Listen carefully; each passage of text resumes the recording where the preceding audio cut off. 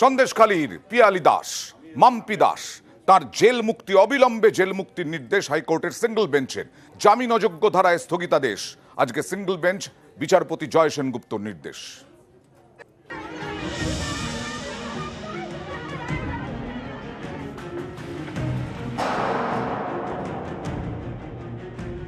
ধর্ষণের মিথ্যে নালিশ করানোর অভিযোগ রয়েছে তার বিরুদ্ধে। মঙ্গলবার বসিরহাট আদালতে আত্মসমর্পণ করেন সন্দেশখালীর বিজেপি নেতা পিয়ালি দাস। তারপর থেকে জেল হেফাজতেই ছিলেন তিনি। এই পিয়ালির বিরুদ্ধে করা এফআইআরে জামিন অযোগ্য ধারায় স্থগিতাদেশ জারি করে তাকে জেল মুক্তির নির্দেশ দিলেন বিচারপতি জয় সেনগুপ্ত। শুক্রবার এই নির্দেশ দিতে গিয়ে বিচারপতি জয় সেনগুপ্ত বলেন, পিয়ালি দাসের বিরুদ্ধে জামিন অযোগ্য ধারায় আনা অভিযোগ ভিত্তিহীন। হুমকি দিয়ে অভিযোগ প্রত্যাহারের মতো বিষয়ে সিআরপিসির 195 এ ধারা কার্যকর হয় না। একটি মামলার প্রেক্ষিতে এ নিয়ে গাইডলাইন তৈরি করে দিয়েছে সুপ্রিম কোর্ট। সেই গাইডলাইন বিরোধী পদক্ষেপ করা হয়েছে পিয়ালি দাসের ক্ষেত্রে। পিয়ালি দাসের বাড়ির দেওয়ালে সাঁটানো নোটিশের ভিত্তিতে যে মামলা শুরু হয়েছে সেটা চলবে। এই মামলায় সমস্ত ধারা জামিনযোগ্য, তাই পিয়ালিকে গ্রেফতার করা বা তাকে জেল হেফাজতে পাঠানোর প্রয়োজনীয়তা নেই। এরপরই ব্যক্তিগত বন্ডে পিয়ালি দাসকে দ্রুত জেল মুক্তির নির্দেশ দেন বিচারপতি জয় সেনগুপ্ত। হাইকোর্ট নিজের আর্টিকেল 226 এর পাওয়ারটা ইউজ করে এই পার্টিকুলার প্রেয়ারটাকে কোশ করে আর সঙ্গে সঙ্গে বলে ওনাকে রিলিজ করে দেওয়ার জন্য।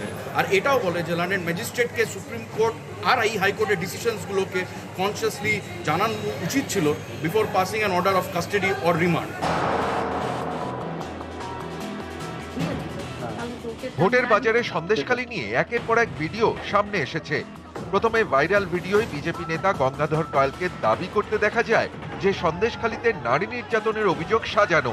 তারপর প্রকাশ্যে আসেন আরও এক অভিযোগকারী, যিনি ক্যামেরার সামনে দাবি করেন ধর্ষণের কোনো অভিযোগ ছিলই না, ছিল কাজ করিয়ে টাকা না দেওয়ার অভিযোগ। কিন্তু ভুল বুঝিয়ে ধর্ষণের অভিযোগপত্রে সই করেন বিজেপির পিয়ালি দাস।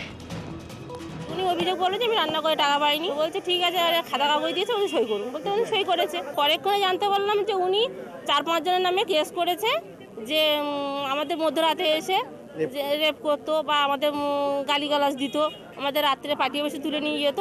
এটা জানতে পারলাম। সেটা আমাদের মধ্যে কোনো কিছুই হয়নি বা আমাদের তো ঘটেইনি। সেটা মিথ্যে অভিযোগ করে এটা আমাদের সাজানো হয়েছে।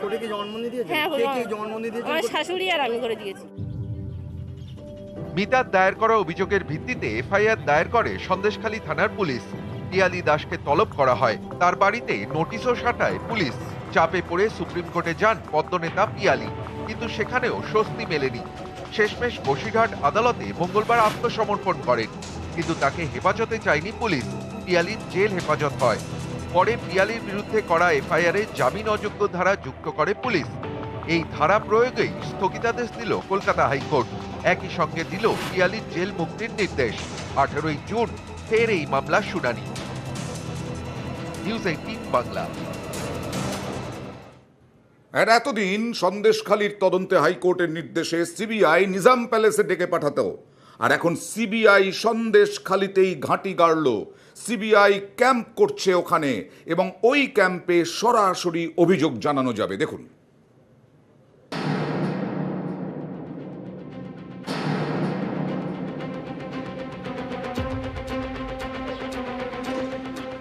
শুধু ইডির ওপরে হামলার তদন্ত নয়, কলকাতা হাইকোর্টের নির্দেশে জমি দখল, নারী নির্যাতন সহ সন্দেশখালীতে ওঠা সব অভিযোগেরই তদন্ত করছে সিবিআই। এবার সন্দেশখালী থেকেই এই তদন্ত করবেন কেন্দ্রীয় এজেন্সির আধিকারিকরা। ধামাখালীর একটি গেস্ট হাউসে পালা করে থাকবেন সিবিআই অফিসাররা, সঙ্গে থাকবে কেন্দ্রীয় বাহিনীও। ধামাখালীতে ক্যাম্প অফিসও তৈরি করল সিবিআই।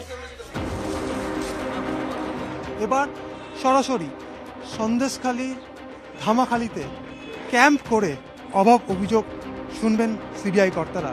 ইতিমধ্যেই ক্যাম্প তৈরি হচ্ছে এবং সিবিআই আধিকারিকরা ইতিমধ্যে পৌঁছে গিয়েছেন ধামাখালী এলাকায়। কলকাতা হাইকোর্ট নির্দেশ দেওয়ার সময় বলেছিল, সন্দেশখালীর মানুষ চাইলে সরাসরি সিবিআইকেই তাদের অভিযোগের কথা জানাতে পারবেন। এর জন্য একটি ইমেল আইডি চালু করে সিবিআই। ইমেলে পাওয়া অভিযোগের ভিত্তিতে দফায় দফায় সন্দেশখালী হানা দেয় সিবিআইয়ের টিম। জমি বাড়ি দখলের বিভিন্ন অভিযোগ খতিয়ে দেখেন তদন্তকারীরা। এলাকা পরিদর্শনের পাশাপাশি অভিযোগকারীদের সঙ্গে কথাও বলে এজেন্সি। কিন্তু এবার সরাসরি সন্দেশখালীতেই সিবিআইয়ের ডেরা। তৈরি করা হলো অস্থায়ী ক্যাম্প অফিসও। সূত্রের খবর, সিবিআই এমন অনেক ইমেল পেয়েছে যা পড়ে অভিযোগের গুরুত্ব ঠিকমতো বোঝা যাচ্ছে না। অনেক ক্ষেত্রে অভিযোগের সঙ্গে প্রামাণ্য নথি অ্যাটাচ করা থাকছে না। ইমেল মারফত পাওয়া অভিযোগের সব দিক খতিয়ে দেখে তদন্তের কাজ এগোতে সময় বেশি লাগছে। এই সব সমস্যা মেটাতে এবার তাই সন্দেশখালীতে সিবিআই এর ক্যাম্প অফিস। এখানে সরাসরি অভিযোগ জানাতে পারবেন গ্রামবাসীরা, তবে ইমেলের মাধ্যমে অভিযোগ নেওয়াও বন্ধ করা হচ্ছে না। সন্দেশখালী সংক্রান্ত যেসব অভিযোগ ইতিমধ্যেই জমা পড়েছে তা খতিয়ে দেখারও কাজ হবে এই ক্যাম্প থেকে। সন্দেশখালী থেকে ক্যামেরায় মনোজের সঙ্গে অমিত সরকার, নিউজ 18 বাংলা।